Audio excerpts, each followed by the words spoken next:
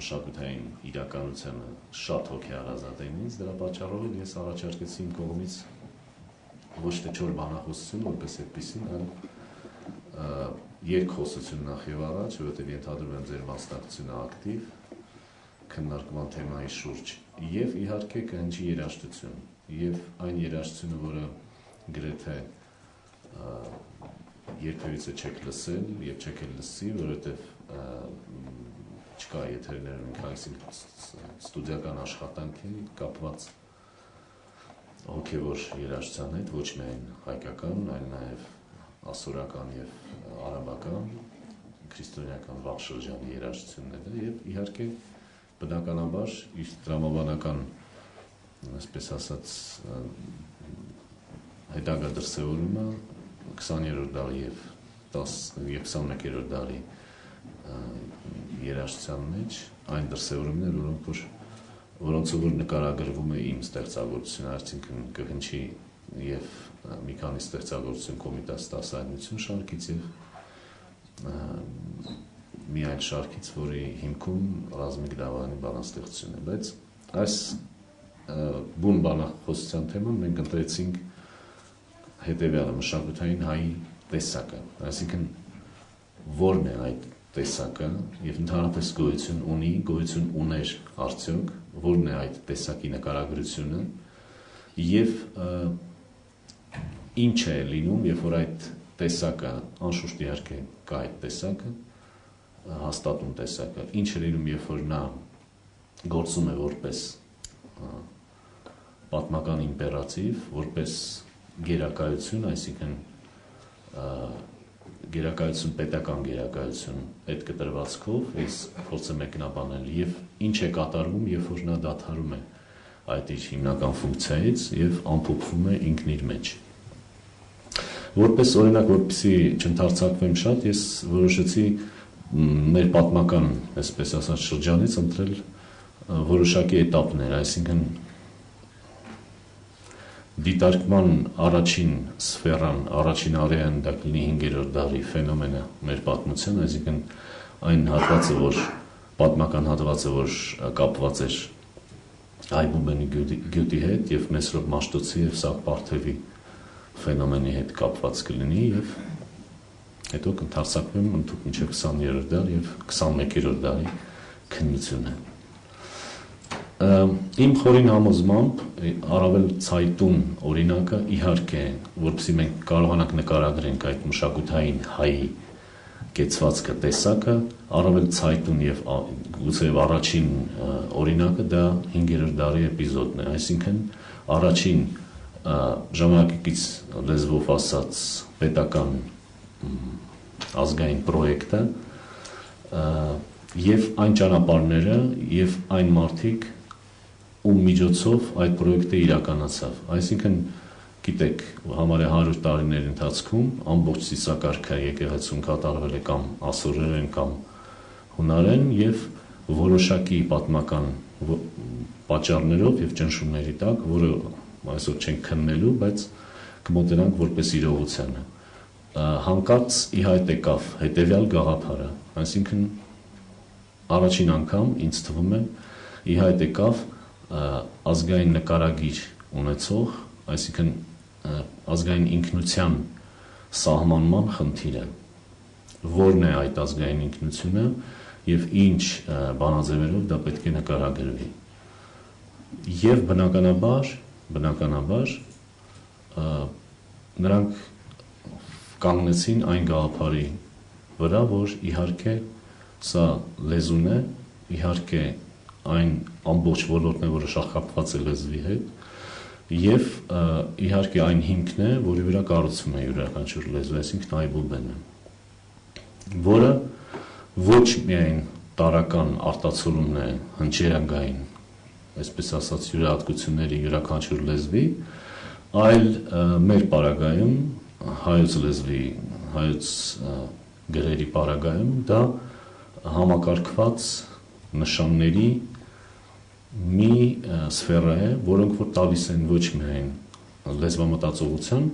բանաձևերը, այլ նաև որոնց օգնությամբ մենք կարող ենք մանավանդ վերջին շրջանի հետազոտություններ ցույց են տալիս են հստակ բանալիներ, որով որ մենք կարող ենք նույնիսկ կոսմոգոնիական հասկացությունները բացել մեզ համար, այսինքն համընդհանուր հարմոնիայի օրինաչափությունները բացահայտել այդ ոլորտում։ Եվ ինչ է արվում, այսինքն գտնվում է մեկը, որը օժտված է որոշակի գիտելիքներով եւ ամբողջ բեռը այդ նոր գաղափարի, այսինքն իսկ նոր գաղափարը կարող է նրանում, որ ստեղծվի նոր նշանային համակարգ, որը իհարկե հիմնված կլինի հին պատկերացումների վրա եւ ստեղծված արդեն որոշակի բազիսի, որի հիմքում հսկայական քանակի չափորոշիչներ կան եւ որը կարողանա համակարգել այդ ամբողջը եւ դարձնել նյութ, այսինքն դարձնել մի տեսակ, որը կդառնա համընդհանուր, պարտադիր եւ որը կազատի հսկայական քանակի ճնշումներից, դրսի ճնշումներից։ Այն խումբը, որի ժառանգները մենք ենք, այսինքն նկատի ունեմ ցեղախումբը, այսինքն կտա հայի նկարագիրը։ Եվ Մեսրոպ Պաշտոցը կատարեց այս աշխատանքը։ Իր ըստ էության ինքը կարևորությունը այդ նախագծի մենք կարող ենք հասկանալ եզրակացնելով այն վկայություններից, որոնք որ մեզ հասել են։ Պատկերացրեք, ինչ նշանակություն է տրվել այդ մարդու աշխատանքին, որ դիմավորելու համար ոչ միայն պատժողովուրդն է դուրս եկել, այլ դուրս է եկել Վրամշապուհ թագավորը եւ կաթողիկոսը, այսինքն աշխարհիկ եւ հոգեվոր առաջնորդները։ Այսինքն դրանով իսկ տալով այն նշանակությունը այդ երևույթին, որը որ պայմանավորված էր հետագա ամբողջ ընթացքը զարգացման, այսինքն ազգային դպրոց հասկացությունը, թարգմանչական աշխատանք հսկայածավալ եւ այն ամբողջական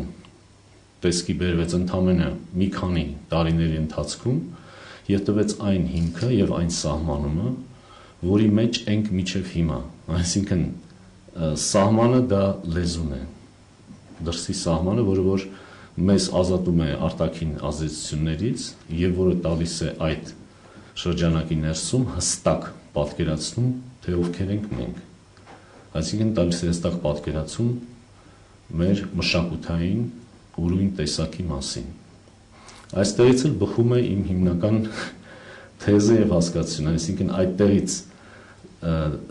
բխող հասկացությունը, թե որն է մշակութային հայի տեսակը։ Թերթենք հսկայական քանակի պատմական էջեր եւ փորձենք նկարագրել նմանատիպ մի իրավիճակ, այսինքն էլի պատմական իրավիճակ, երբ որ պետությունը որպես այդպիսին առաջ է քաշել այդ մշակութային մարդու աշխատանքային ոլորտի գերակայությունը եւ ամբողջ իր լծակներով, պետական լծակներով, կառավարչական լծակներով, վարչարական լծակներով ստեղծել է բոլոր նպաստավոր պայմանները, որպեսզի այդ երևույթը կայանա եւ որպեսզի այդ երևույթը ստեղծի այն դաշտը, որը վերջ-վերջո կկերտի մի այլ տեսակ հայի, այսինքն պետականություն ունեցող հայի տեսակը։ Սա իհարկե 20-ական թվականներից ի վեր մինչ 90-ականների սկիզբը այդ էտապն է, որովհետև չնայած ինքը ըստ էության սովետական հանրապետություն էր, չնայած ինքը հսկայական գաղափարական կոմունիստական դոգմատների ճնշման տակ էր, բայց երբ որ մենք փորձում ենք նյութականացնել, այսինքն պարզապես թվարկելով այն ոլորտները, որոնք որ զարգացել են հենց սկզբնական էտապում եւ տրամաբանական զարգացումը գտել են հետագայում, ես հիմա կնշեմ,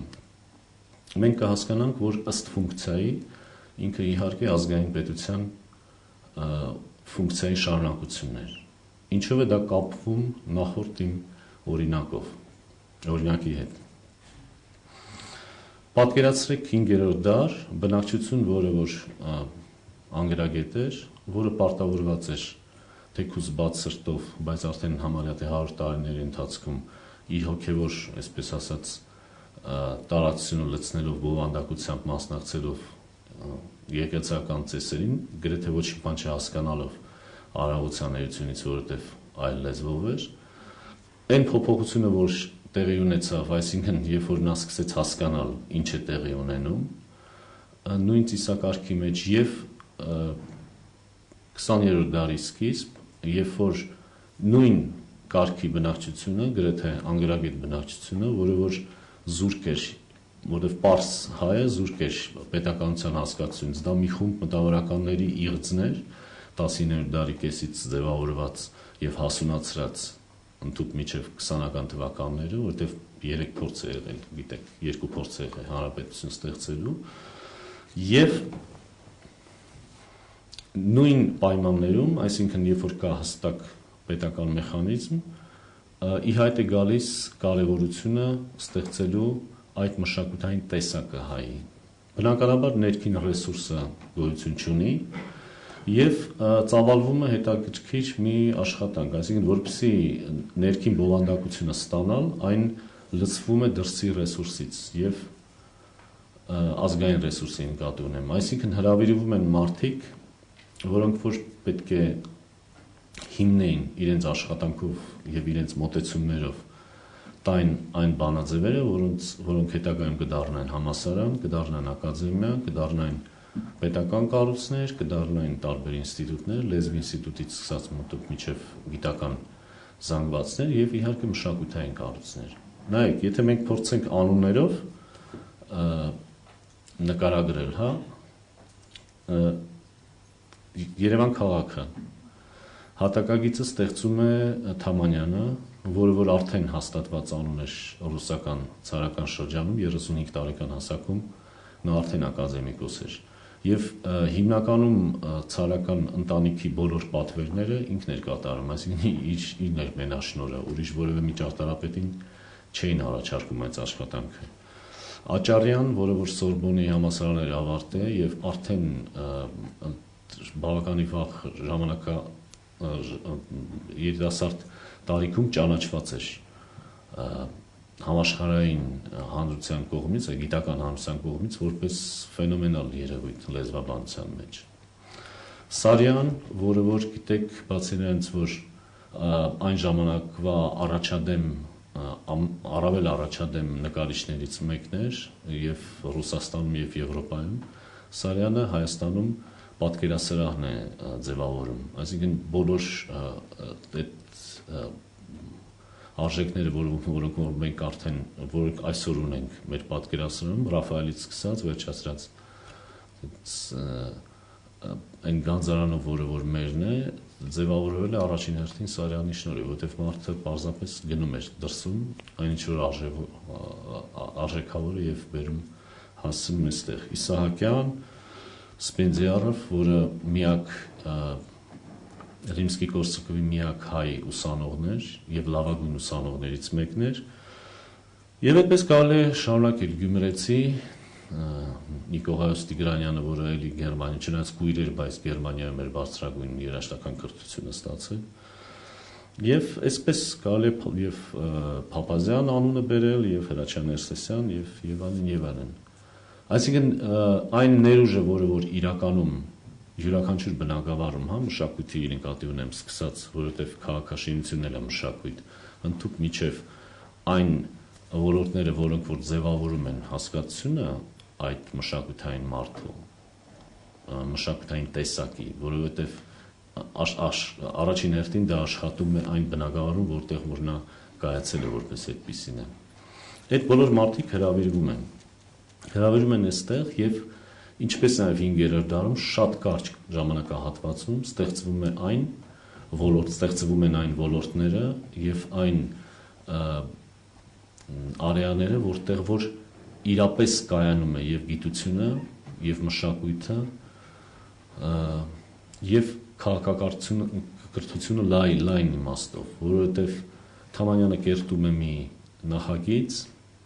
մի հատակագիծ, որի հիմքում սոլար քաղաքի պրինցիպն է, այսինքն դուք գիտեք, դա հնագույն պրինցիպներից մեկն է, երբ որ ինքը կլոր է եւ այդ շրջանի մեջ նա հաստատում է որոշակի տեղերում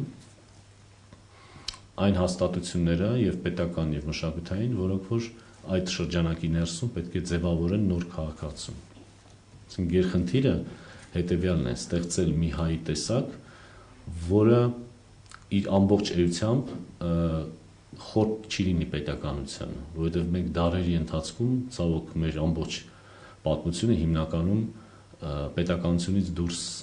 եղած մեր կացության, մեր ձևավորող էության պատմությունն է ցավոք սրտի։ 20-ական թվականներին արվեց այն, ինչը արվեց 5-րդ դարում, այսինքն ստեղծվեցին նախապայմաններ, որոնք որ կկերտեն եւ կամրագրեն այդ նոր տեսակը։ Այսինքն սա իմ երկիրն է, սա այն սահմանումներն են եւ չափանիշներն են, որոնցով որ նկարագրվում է այդ երկիրը եւ ներսի բովանդակությունը իր բոլոր ինստիտուցիաներով։ Երկրորդ տարեթիվը, որ ես կմեջ բերեի, դա Կոմիտասի մահվան տարեթիվն է։ Այսինքն ես միշտ ուզում եի պատկերացնել այն մարդկանց խումբը, որոնք որ մտահղացան վերադարձնել հայրենիք Կոմիտասի դին։ Այսինքն ովքեր էին նրանք, երբ որ ես փորձում եմ պատկերացնել 30-ական թվականները, երբ որ արդեն սկսել էին ծավալվել ռեպրեսիաները ամբողջ սովետական միության մեջ, ոնց այդ մարդիկ կարողացան այդ գաղափարը իրականացնեն, որովհետև բերելով եւ մայրենի հողում թաղելով Կոմիտասին, նրանք վերհաստատեցին լայն իմաստով, դիեզերական իմաստով վերհաստատեցին տեսակի լինելիությունը, որովհետև Կոմիտասը ամբողջ իր էությամբ դա հայի մշակութային մարդու նկարագիրն է եւ իր ապրած կյանքով եւ իհարկե իր ստեղծագործությամբ։ Սա իհարկե պետականորեն, այսինքն սա պատահական չի կարող լինել, սա 1-2 հոգու նախաձեռնությամբ չէր կարող իրականացվել, սա հերթական պետական պրոյեկտ էր, որը իր ըստ էության իհարկե ազգային պրոյեկտ է, որպես այդպեսին։ Իհարկե շատ կոպիտ է նման բան ձևակերպումներ տալ, բայց քանի որ մենք այս կոնտեքստը ընտրեցինք, այս մոտեցումը ընտրեցինք, ես ելի այդ բառակապակցությունը կօգտագործեմ, որովհետև այդ երևույթն էլ եւ այդ քայլն էլ ստեղծեց որոշակի նախադրյալներ, որպեսզի մենք այսօր 21-րդ դարում շարունակենք խոսել մեր ինքնության մասին, մեր մշակութային ուրույնության մասին։ Երկրորդ, հաջորդ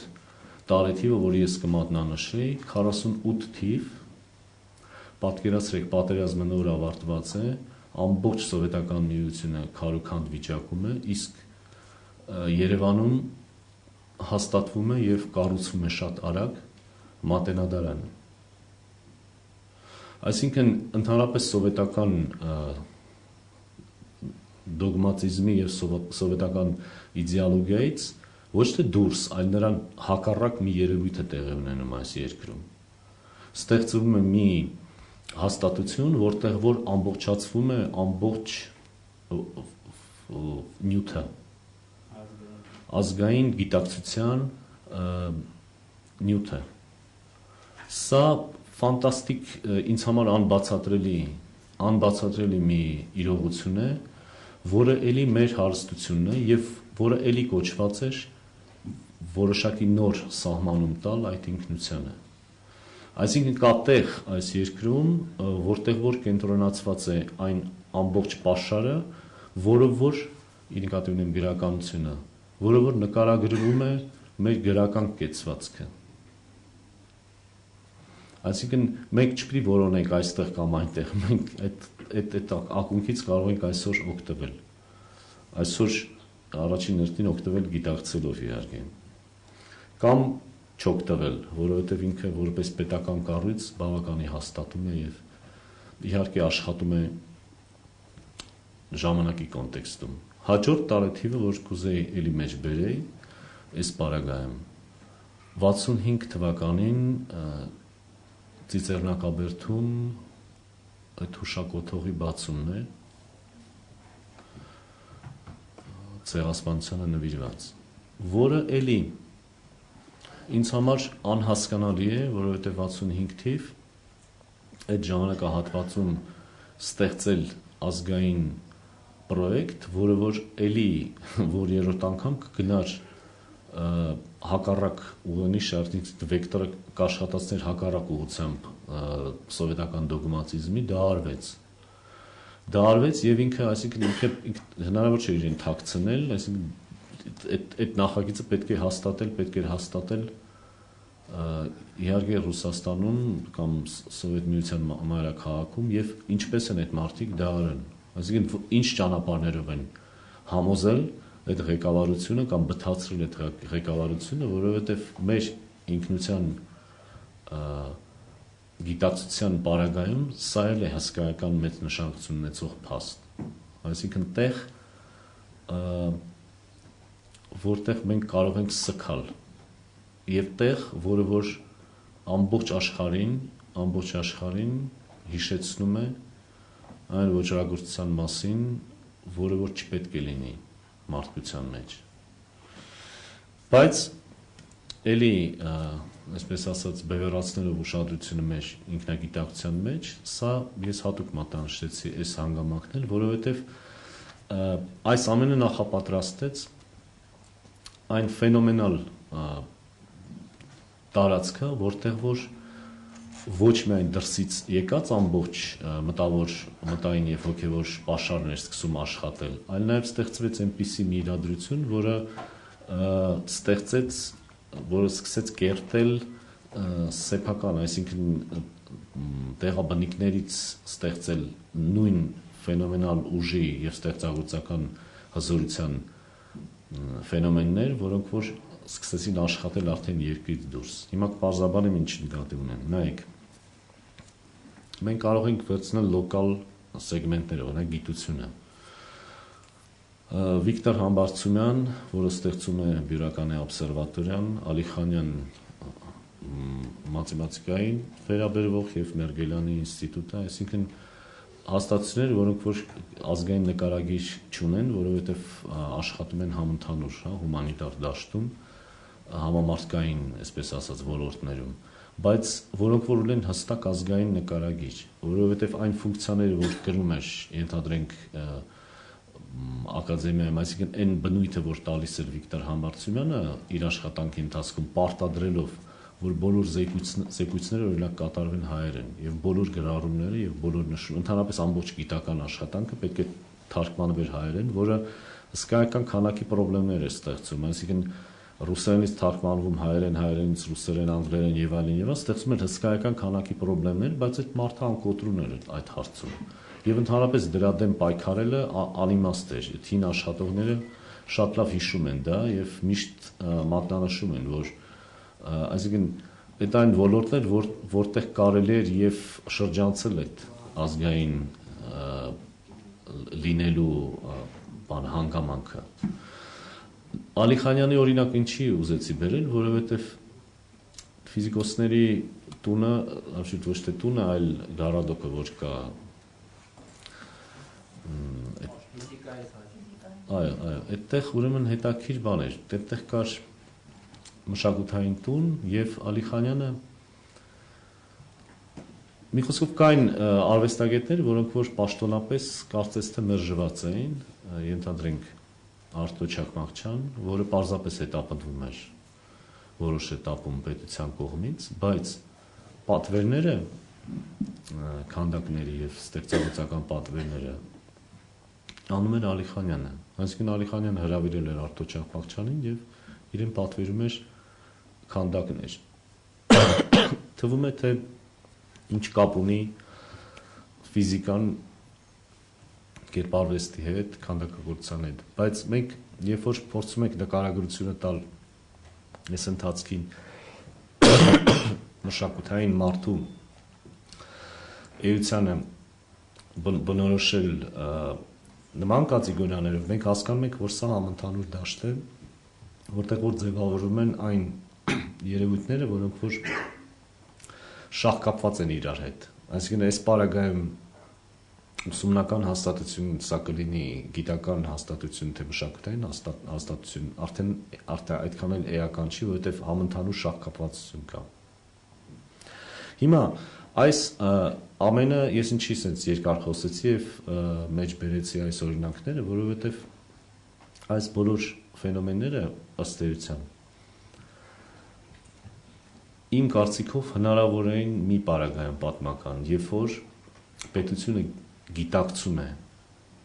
մշակութային մարդու անհրաժեշտությունը, այսինքն ընդունում է դա որպես պատմական թելադրանք, իմպերատիվ եւ տալիս է այդ մշակութային մարդու էությանը պետական գերակայության ստատուս։ Այսինքն ամբողջ պետական մեխանիզմը սկսում է աշխատել այդ ոլորտներում իր բոլոր հետևանքներով, այսինքն դրական հետևանքներով։ Ես ամենը մեջ բերեցի մի քանի անուններ, բայց այդ անունները կարելի է շարունակել, որովհետև այդ ընթացքը, երբ որ դրսում ձևավորվող կամ դրսում ծնված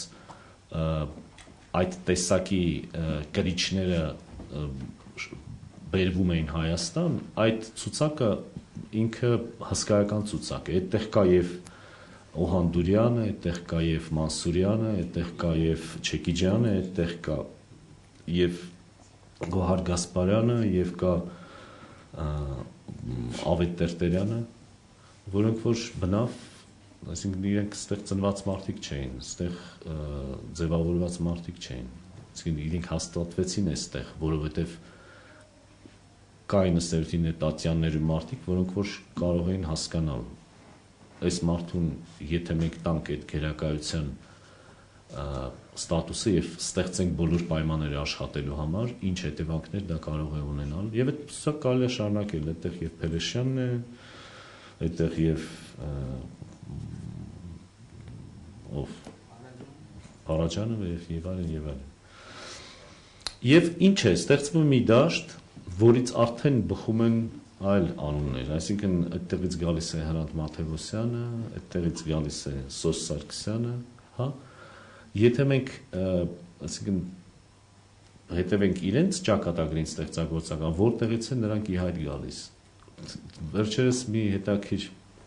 հաղորդում էր, որտեղ Սոս Սարգսյանը պատմում էր, ոնց նա հայտնվեց Երևանում։ Այսինքն խաղում էր իր գյուղական թատրոնում եւ Երևանից եկավ ինչ-որ մեկը, տեսու չէր թե ով էր, այսինքն հատուկ ուղարկած մարդ, որը որ տեսավ իր տաղանդը եւ բերեց Երևան։ Ընդ որում բերում էին Երևան, պարզապես չեն բերում փողոցներում գցում։ Այդ առումով էլի հետաքրքիր ինձ պատմեց պատմություն Մինասի տղան, Նարեկ Ավետիսյան, ասեց, գիտես, որտեվ ես զարմացա, որ Սայաթ-Նովա փողոցում եւ բնակարան էր ստացել Մինասը եւ նույն շենքում վերևի հարկում արվեստանոց նա ուներ։ Ասեցի, այդ ոնց կատարվեց։ Ասեց, գիտես, այդ բան էր, այսինքն ինքը հոմ չէր գնում դուրը ծեծում, ասում ինձ Սայաթ-Նովա փողոցում տվեք բնակարան, այսինքն այն ֆակտորան չէր այդ մարդկանց։ Իրենք զբաղվում են իրենց ստեղծագործությամբ, իրենց գործով։ Բայց քանի որ իրենք ըստ էության գերակայության տեսակներ, նրանց գտնում էին եւ ստեղծում էին պայմաններ,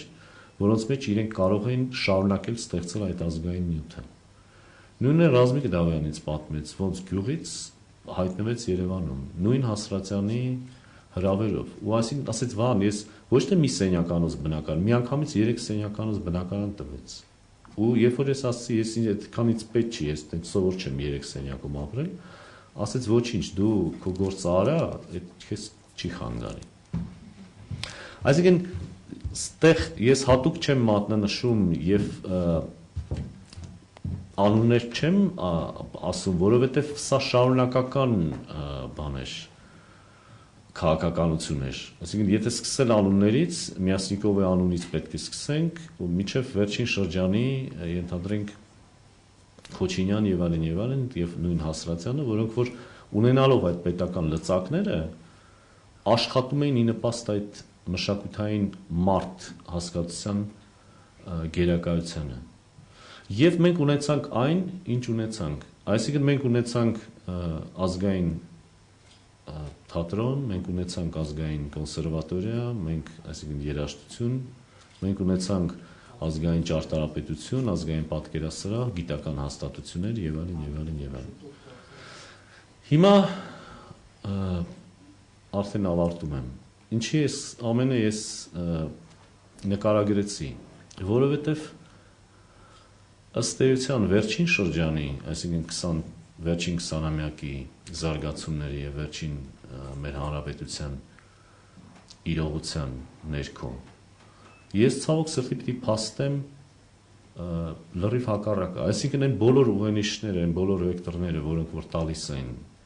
զարգացում այդ բոլոր ոլորտներում, որոնք որ կերտում էին իրապես մշակութային հայի տեսակը եւ վերջի վերջո Հայաստանի պետականության քաղաքացուն իր բոլոր զգայարաններով, իր բոլոր պատասխանատվություններով եւ ռեֆլեքսիաներով վերջին 20 տարիների ընթացքում գնում է հակառակ ուղղությամբ աշխատանք։ Այսինքն այն բոլոր ոլորտները, որոնք որ գերակայություն էին իրենից ներկայացնում, այդ բոլոր ոլորտները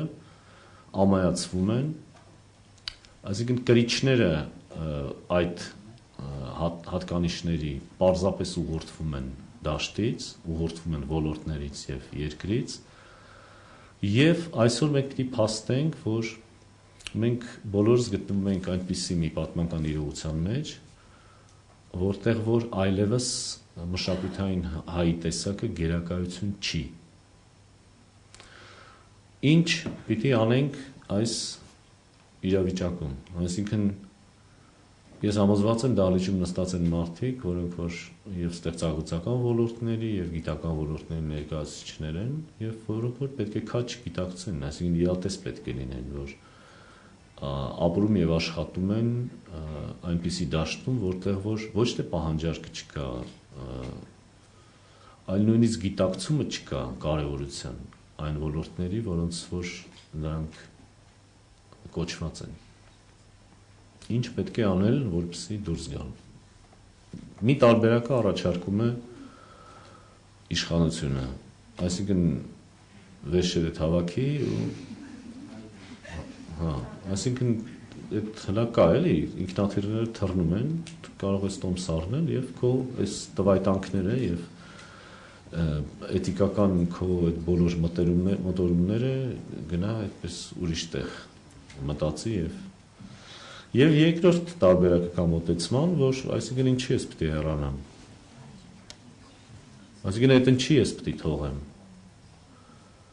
Այս դաշտը, այս ինչի ես պետք է թողեմ իմ հայրենիքը, որը այն հողն է եւ այն հիմքն է, որը ոչ միայն պարտադրում է ինձ լինել իմ սահմանների մեջ, այլ որը որ առաջին երաշխիքն է եւ առաջին սահմանումն է իմ ինքնության։ Եվ նորից գալիս ենք 5-րդ դար։ Այսինքն նորից հասկանում ենք, որ միակ բանը, որը հստակ կարող է երաշխավորել մեր ինքնությունը որպես այդպիսին, դա իհարկե լեզուն է։ Եվ լեզվից բխող բոլոր մնացած ազգային երևույթները, այսինքն բուն գրականությունը,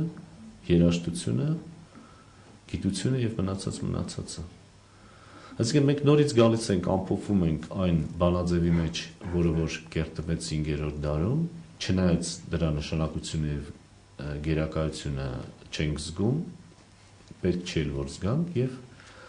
այդ տարածքներում ամփոփվելով փորձում ենք հավատարիմ մնալ այն աստղին, որը որ ընտրեցինք ինքներս մեզ համար եւ աշխատել եւ աշխատել։ Այսպես ես հիմա կուզեի շատ որ իլյուստրատիվ լինի դա, որովհետեւ այն օրինակները երաժշտական, որ պետք է հիմա ներկայացնեմ, նրանք այսինքն այս համատեքստում են։ Ես կներկայացնեմ իմ ստուդիական աշխատանքները կապված հոգևոր երաժշտության հետ։ Առաջին գործը, որ մենք պետք է լսենք, դա մարոնիտական սաղմոս է, մարոնիտները դա արաբ քրիստոնյաներ են եւ այն տեսակը, որ կներկայացվի ձեզ հիմա, այդ տեսակը կատարվում է հին արաբերենով, այսինքն դասական արաբերենն է եւ հին ասորերենն է։ Ինչու եմ մեջբերում այս օրինակը, որովհետեւ աշխատել եմ մի քանի տարի հետաքրքիր պրոյեկտի, այսինքն սաունդտրեք եմ գրել վավերագրական ֆիլմերի համար եւ առաջին հպումը այս նյութի հետ ինքը ակապելլա նյութ է, այսինքն միայն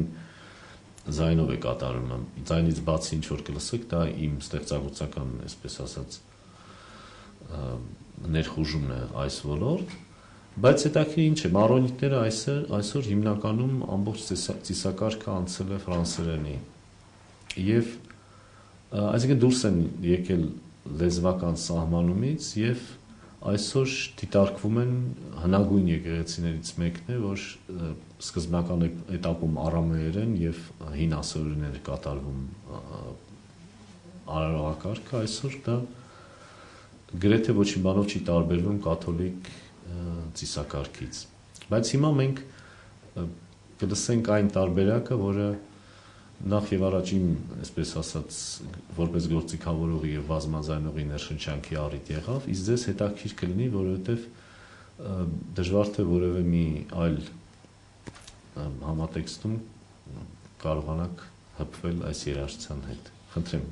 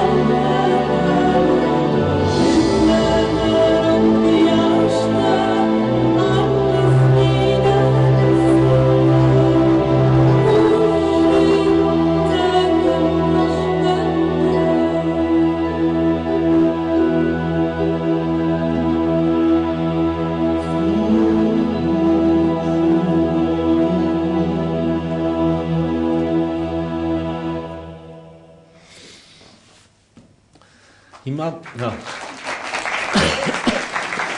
այս կա Լիբանանում քրիստոնեական մշակույթի թանգարան կամ ֆոնդ, որը որ ժամանակին տրամադրել էր այս ֆոնոգրամաները, որոնք իրենք էլ մասունքի պես պահում են դա, որովհետև կորսված տրադիցիա է։ Երկրորդ նյութը, որ էլի կառաջարկեի, որ մենք լսենք, սա ասորական արևելքի եկեղեցու ծիսակարգից է, ինքը շատ հետաքրքիր, այսինքն հին եկեղեցիներից մեկն է, որոնք որ ըստ էության նեստորական են, այսինքն գրեթե 5-րդ դարից մղված էին դուրս համընդհանուր քրիստոնեական պրոցեսից, որովհետև դավանաբանական լրջագույն տարաձայնությունների մեջ էին համընդհանուր, այսպես ասած, պրոցեսի հետ քրիստոնեական եւ դրա շնորհիվ էլ նրանք կոնսերվացվեցին, այսինքն ոչ միայն իրենց դավանանքը, այլ նաեւ դավանանքի տեսակը, այլ նաեւ այն ամբողջ մշակութային պաշարը, երաժշտական պաշարը, որը որ հատուկ էր իրենց պատարագին եւ սրբազան ծեսերին։ Եվ քանի որ հնագույն իրենց անկլավներից մեկը պարսկական անկլավն է, այսինքն գրեթե առաջին դարից նրանք այդտեղ կան, ընդհուպ մինչև 21-րդ դար։ Մենք այդ աշխատանքի ընթացքում Լինա Յակոբովայի հետ, որը ասոր էր իր ծագումով, մենք հրավիրեցինք երկու վանական Ուրմիա քաղաքից եւ մեկ շաբաթ 2006 թվականին ձայնագրում ենք կոմպոզիտորների միության ստուդիայում։ Մենք 6 ժամ ընդհանուր առմամբ երաժշտություն ձայնագրեցինք եւ ձայնագրելուց հետո ընթացքում մենք պրպտում ենք եւ հետաքրվում ենք, հասկացանք, որ մենք ձայնագրեցինք հնագույն տեսակը պատարագի եւ սրբազան ծեսերի արևելքի եկեղեցու ասորական, որը որ իր մի այլ տարբերակը իրաքյան տարբերակը կա, որը հսկայական նյութի առումով, երաժշտական նյութի առումով շատ է տարբերվում այս բուն տարբերակից։ Սա միակ տեղն է, որտեղ որ դերևս կատարում են նրանք հին ասորերենով, այսինքն սիրիակ դիալեկտով, եւ դրանով էլ է հատկանշական, որովհետեւ ընդհանուր առմամբ նրանք են անցնում արդեն ժամանակակից լեզվի, կորցնելով այն հնագույն արխայիկ համայնքը եւ շունչը, որը որ տալիս է բուն լեզվական ձևաչափը։ Այսինքն ինչի եմ դա ասում, որովհետեւ այն նյութը, որ մենք հիմա կլսենք, իր իսկության մեջ, իր տեսակի մեջ շատ մոտ է այն երաժշտությանը, որի այսինքն երաժշտական տեսակին, որը մենք ունենք եւ որը որ է, որը որ այսօր նաեւ մեր ծիսակարգի լեզուն է, այսինքն գրափարյան տարբերակը ծիսակարգի, որից դժվար թե մենք կհրաժարվենք, որովհետեւ մենք շատ լավ հասկանում ենք, որ հենց դրանով էլ առաջին հերթին պայմանավորված է մեր լինելը այս մշակութային դաշտում, բայց ասորները, որոնք որ չունեն իրենց երկիրը, չունեն նույնիսկ այդ գաղափարախոսությունը, ունեն այն հարստությունը, որը որ մենք մշակեցինք, դուք հիմա մի հատված կլսեք սրբազան ծեսերից մեկից, որը էլի ակապելլա տարբերակով է իրականում հնչում, այսինքն երկու հոգի են, պատարագիչն է եւ սարկավագը, բայց գերնպատակը այդտեղ աշխարհիկացնելն էր լավ իմաստով, այսինքն գործիքավորելն էր եւ սիմֆոնիզացնելն էր եւ որպեսզի դա այսօր ժամանակակից լեզվամտածողության, երաժշտական լեզվամտածողության կոնտեքստի մեջ լինի եւ ներկայացվի ամբողջ աշխարհում։ Այդ ալբոմը 2009 թվականին լույս տեսավ Միացյալ Նահանգներում եւ էլի շատ շուտ սպառվեց։ Այնպես որ հիմա ես կառաջարկեմ լսել էլի շատ հին, շատ արխայիկ նյութ, որը էլի արևելյան քրիստոնեական վաղ շրջանի քրիստոնեական տեսակներից մեկն է եւ որից հետո մենք արդեն կանդրադառնանք արդեն մեր ազգային նյութին։ Իսկ հիմա արևելքի ասորական արևելքի եկեղեցու ծիսակարգից մի հատված խնդրեմ։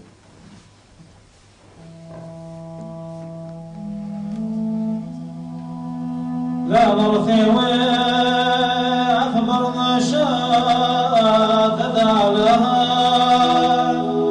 لا بجورات خمس المفراد تدفع رقاب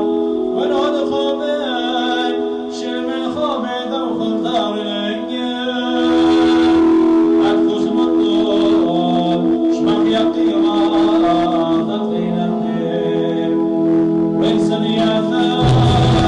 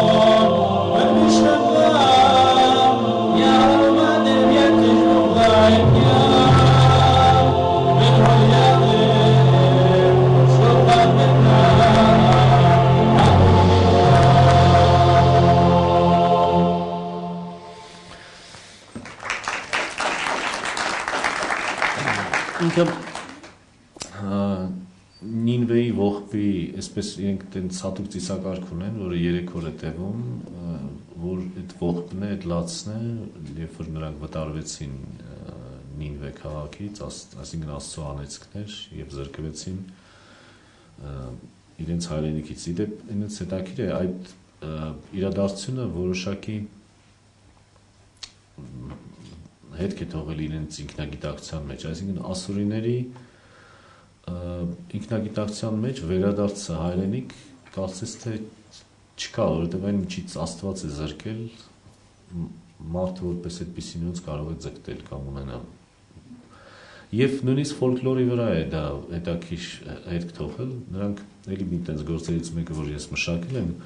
այդտեղ էպիկական տենց կերպար ունենք, որ թխումը արծիվ, որը այդ դիմելով այդ արծվին կատարողը, այդ երգը կատարողը, ժողովրդական երգ է։ Նա ասում է, ուրեմն թվարկում է այն երկրները, որտեղ որ իրենք ապրում էին եւ իրենց հայրենիքն է, նա թվարկում է, որ դու պետք է թռնես եւ քո այդ բարձունքից կտեսնես այդ ամենը։ Կվայելես այդ ամենը, բայց մենք երբեք։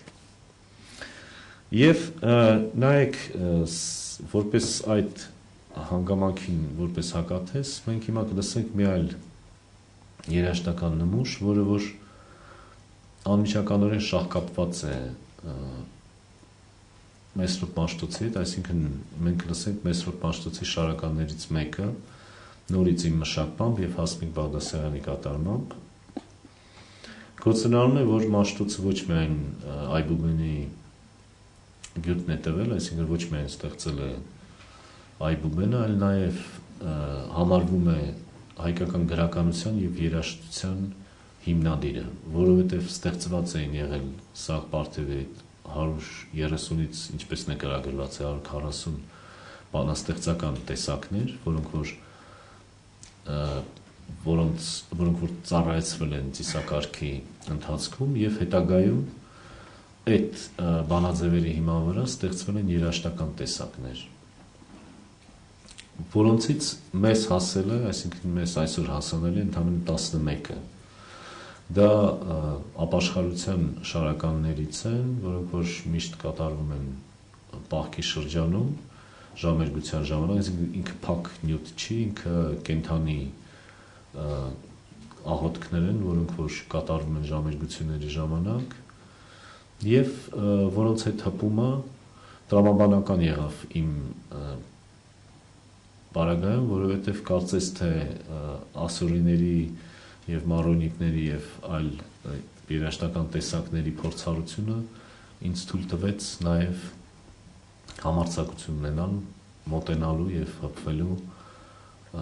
այն նյութի հետ, որը չափազանց թանկ է բոլորիս համար եւ որը այն մարգարիտներն են, որոնք որ անխոսմերն են։ Եվ այդ ալբոմը այդպես է մենք անվանեցինք Սրբազան մարգարիտներ։ Հիմա այդ մարգարիտներից մեկը մենք կընտրենք։ Կընտրեմ։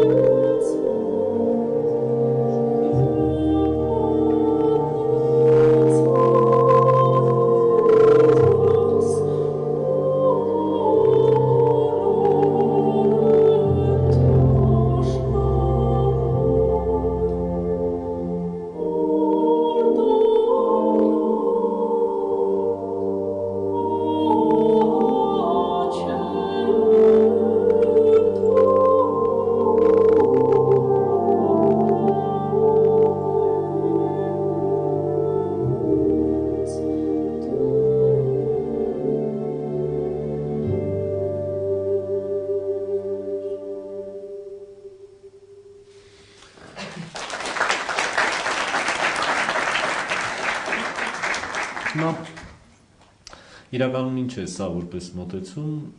իհարկե հոգևոր երաժշտությանը աշխարհիկ տեսքի բերելը, որովհետև կան պատմական շրջաններ, երբ որ նա զուտ ծիսական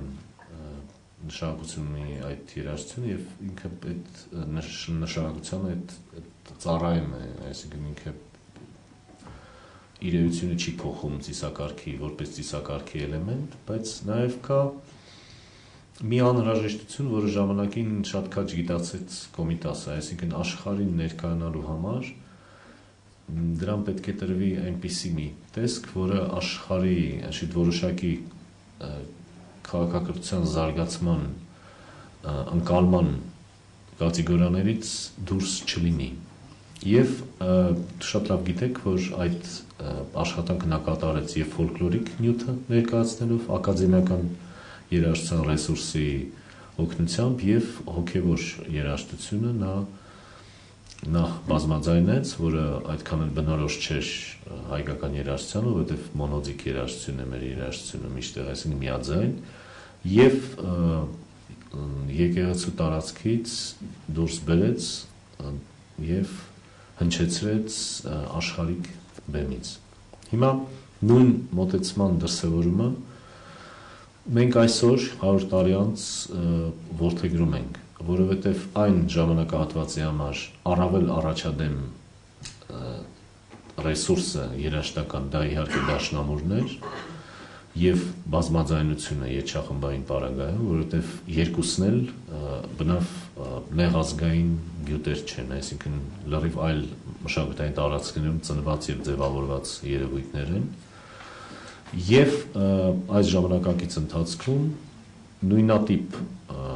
տեխնոլոգիական ռեսուրս, որը արչարկում է ժամանակը, դա իհարկե համակարգչային երաժշտության լծակներն են եւ սեմպլերային, այսինքն լծակը, այսինքն երբ որ դու արտահանում ես պատրաստի տեմբրներ, բնական տեմբրներ եւ իհարկե այն ամբողջ համակարգչային ռեսուրսը, որ թույլ է տալիս մի սենյակի պայմաններում ստեղծել հսկայական տեմբրային ծավալներ, որոնք որ դուք լսեցիք, այսինքն այն ամբողջ ինթի մեջ, որը որ ես ներկայացրեցի այսօր, միայն ձայներ, որ բնական կերպով էր ձայնագրված, մնացած ամբողջ ուրեմն տեմբրային պաշարը դա սեմպլերային պաշարն է։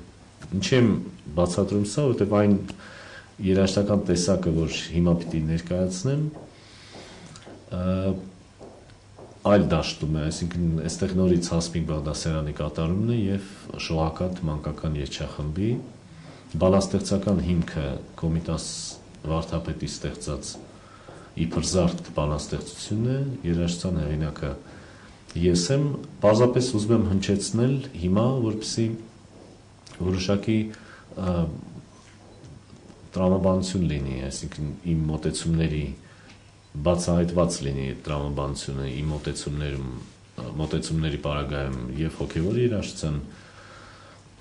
նկատմամբ եւ հիմա մենք կամաց-կամաց անցում անում ենք դեպի, այսպես ասած, աշխարհիկ բաժինը։ Իբր զարդ կատարում է հեղինակ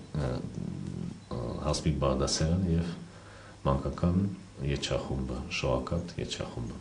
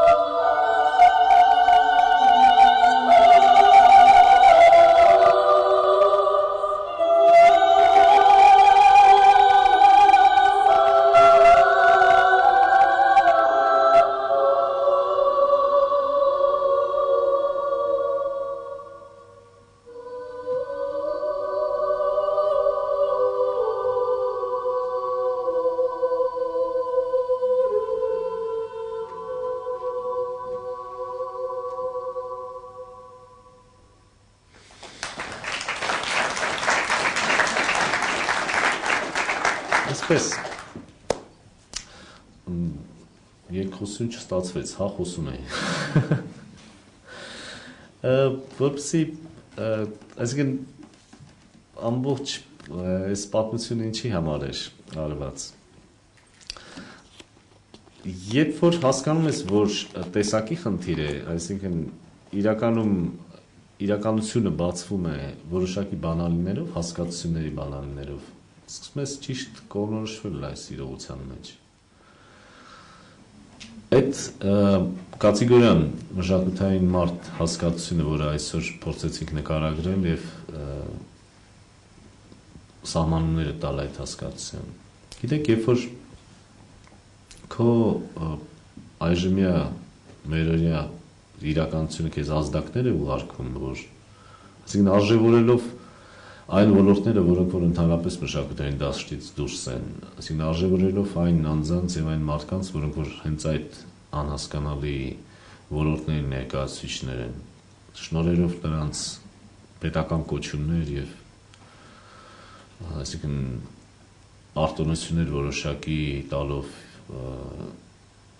իրենց տեսակին, սրանք ոչ թե այդ մշակութային մարդ հասկացության պայքարի, այսպես ասած, ոլորտներ են, այլ հենց այդ կեցվածքի մարդու համար ազդակներ են, որ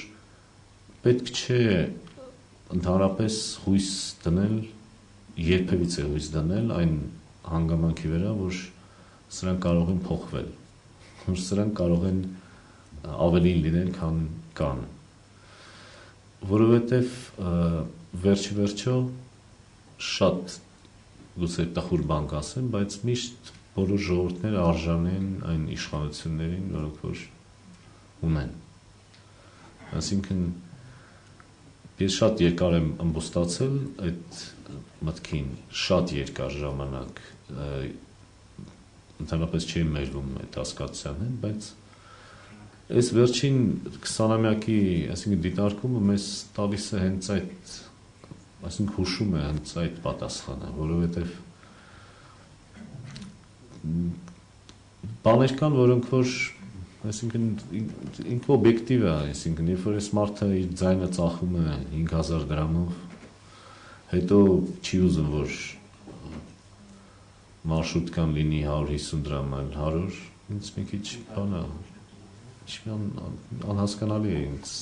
թվում է այդ մահված պայքարի տեսակը։ Եվ ես կենտրոնանում եմ այն ոլորտի վրա, որը որ առավել հետաքրքիր է ինձ, այսինքն առավել արժևորված է ինձ համար, ոչ միայն նրա պատճառով, որ ես գրեթե 30 տարի այդ ոլորտում եմ գտնվում, դիրքավորվում, դա լավ իմաստով, այլ որովհետև ինքը իրապես ճանաչում եմ այդ ոլորտը, մշակույթը եւ կուլտուրան որպես այդպիսին,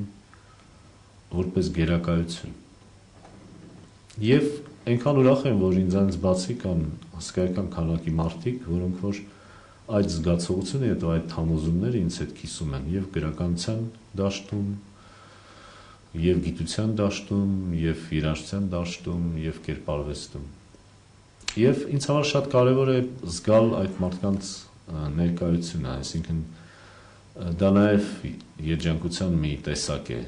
որ ինձ հետ բեմում միշտ այնպիսի երաժիշտներ են, որոնց պետք չի որոշ բաներ բացատրել, այսինքն նրանք զգայարանները բաց են եւ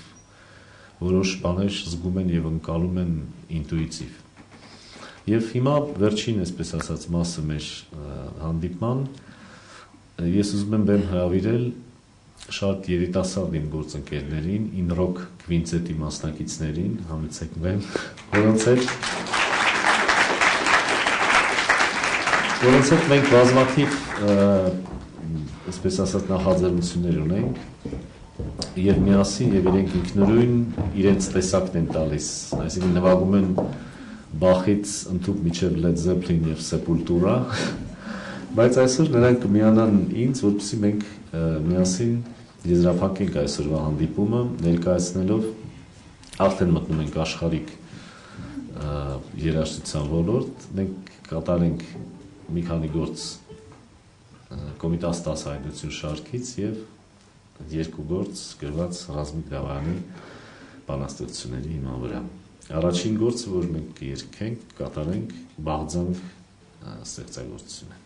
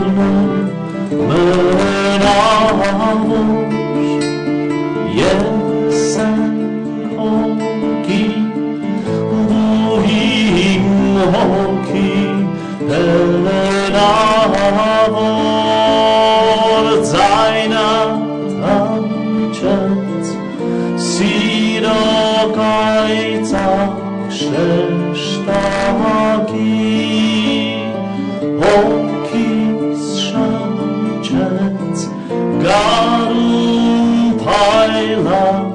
հեշտակի շունչը տարա կուրծոցերով Գալիչ դառնա ու ոնցերով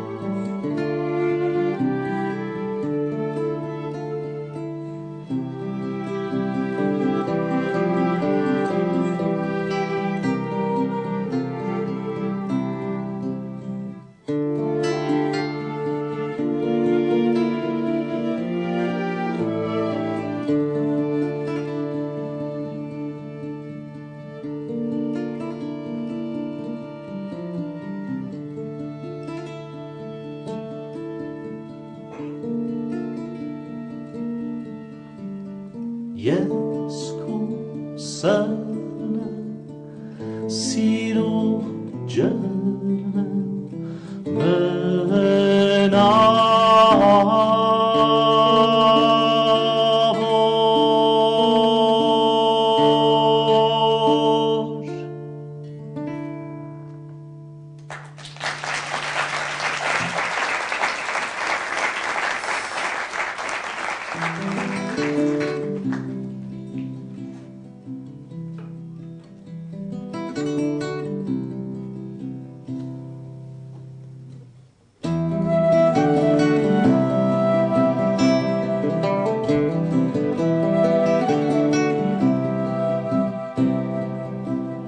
Մի տխրություն հավերժական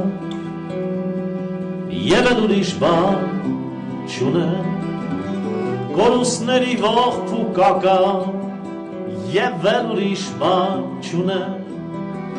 Թե ոգուս մեջ խնդության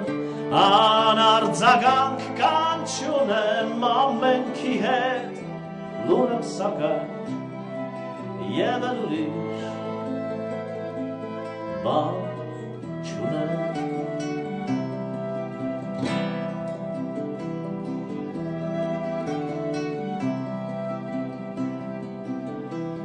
Առավոտը կրկին բացվեց,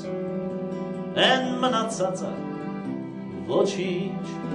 սիրտս լույսի մեջ լվացվեց, են մնացածը ոչինչ, աղմուկներով, սարսափներով, այս խելագար աշխարհի ոգուս ականջը խլացվեց,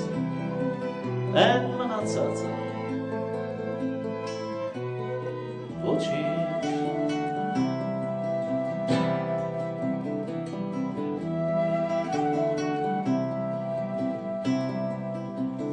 Ախ թե լիներ իմ երազած կյանքով մեկ օր ապրեի խեղճ մարդկության երջանկության հանգով մեկ օր ապրեի հաղորդվեի մի ակնթարթ ինձ արարող ոգու հետ ծանված օրս գլխիս լույսի թագով մեկ օր ապրեի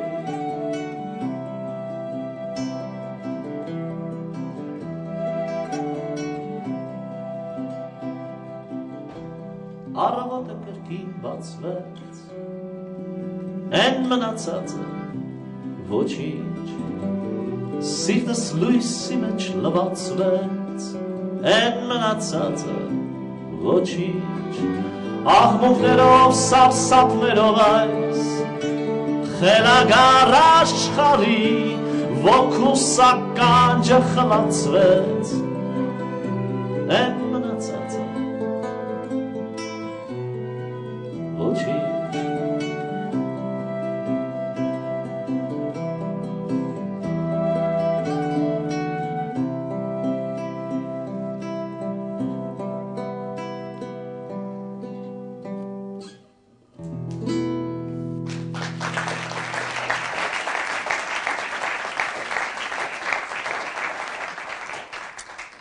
Եվ վերջում սովորաբար այս երկով միշտ սկսում եմ համերգները, բայց այս երկով ավարտենք մեր այսօրվա շփումը ինձ համար շատ կարևոր է, երբ որ մենք չշփվեցինք գրեթե իրար հետ, բայց իրականում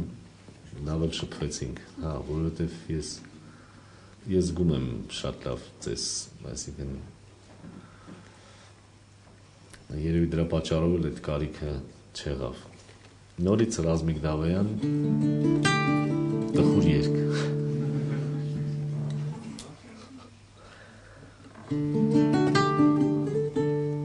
Պիտի այսպես նստեմ տխուր ինչը գրած երգերի դեմ Պիտի այսպես նստեմ տխուր ինչ բռնած ձեռքերի դեմ Պիտի նրանց հոգու համար վառեմ մոմեր ոսկե դեղին պիտի թափեմ ծաղկաթերթեր նրանց անուշում տակ հողի նրանց համար պիտի անձայր մաքուր երկինք բանամ այնքան պիտի հիշեմ նրանց որ հուշն ապրի ես մահանա հետ անցնել անթիվ օրեր հիշեն այս հուշնարարողիս հետո թավիշ ծաղկաթերթեր թափեն անուշում դա հողից նրանց համար պիտի անձայր մաքուր երկինք բանամ այնքան պիտի հիշեմ նրանց որ հուշն ապրի ես մահանա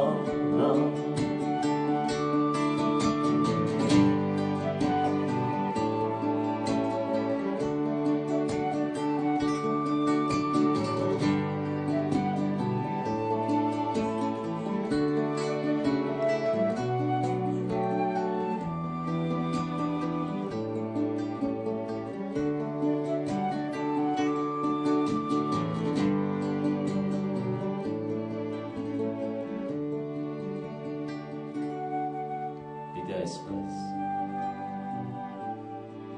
նստեմ տխուր ինչը գրած երգերի դեմ պիտի այսպես նստենք տխուր մեր չբռնած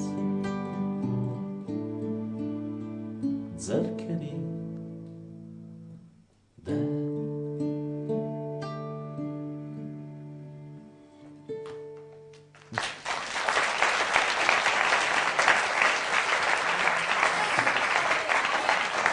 Իմրոն դինքեր։ Էստես։ Այասա։ Կնվագեմ, եթե հետս երկեք։ Չեմ նվագի։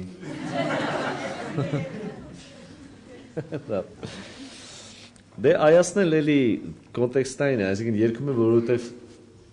ընդհանուր մեր զրույցի կոնտեքստում է, որովհետև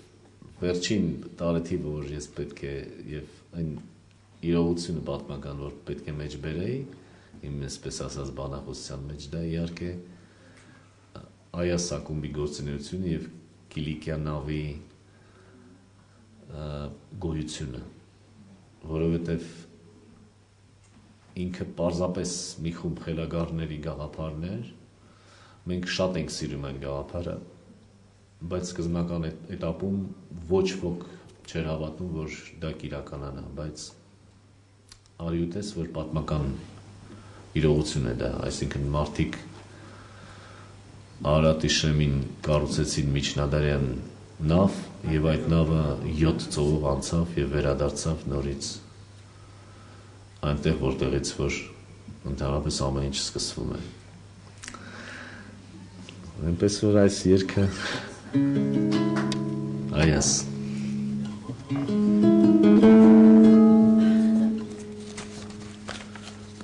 ես պետք է շպարգարկս գտնեմ սպասեք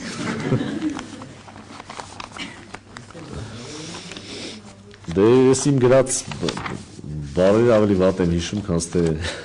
որևէ մեկի։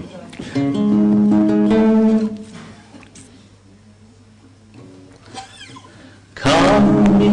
թողը թիակ զարգիր տարինցը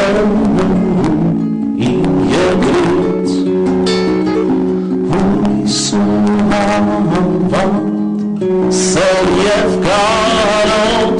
կտակ մնաց իմ հողից Թիակ զարգենք տղերք Զարգենք հասնենք մեր հույսի Ինչ չեք երկում Թիակ զարգենք Էլիք չեք երկում Դե հեշտ է, թիակ զարգեք տղերք Զարգենք հասնենք մեր հույսի Եկեք փորձենք Թիակ զարգենք տղերք Զարգենք հասնենք մեր հույսի Աշխարհով մեկ մոլորվեցի Տուն և օջախ չգտա Գաղթի ճամփին ընկած դարձա ուխտագնաց ուրվակա Թիակ Զարգենք տղերք, զարգենք հասնենք մեր հույսի Աշխարհով Վաճետ երկել եմ Այաս փրկիչ վերջին ամրոց Քեզ չեմ կարող ես հասնել Հույսու հավատ ես էլ չունեմ Թակ նավակն է մնացել Թիակ զարգենք տղերք Զարգենք հասնենք մեր հույսի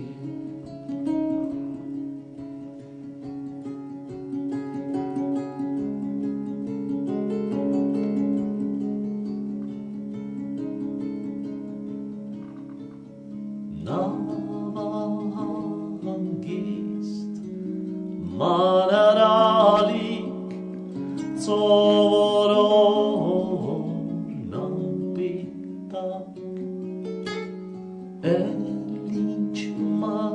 Ինչ փոթորիկ էլ ինչ այաս հայերգրում Թիակ զարկենք տղերք զարկենք հասնենք մեր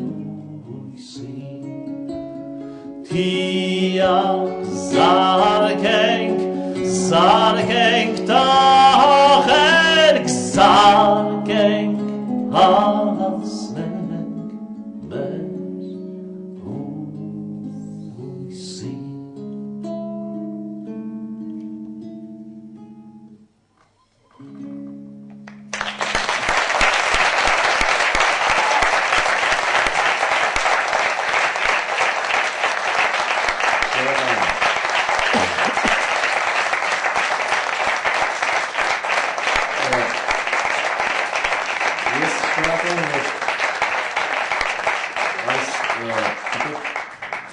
Երբ որ գալիս ենք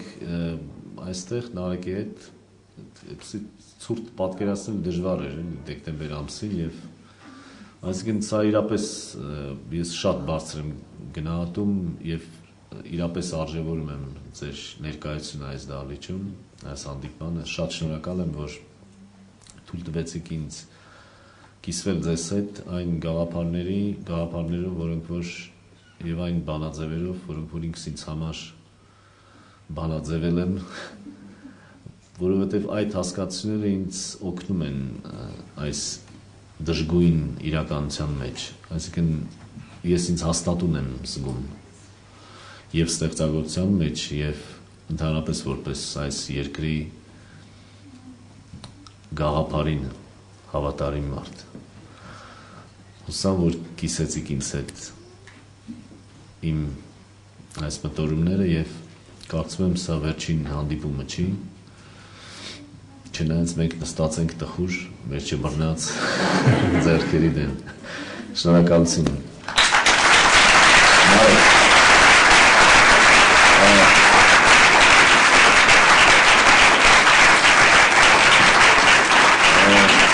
Նարեկը երևի ասի ինչ-որ բան վերջում, թե ոնց է ընդունված։ Բաժանումը ինչպես է տեղի ունենում։ Ընդունված ասել շնորհակալություն։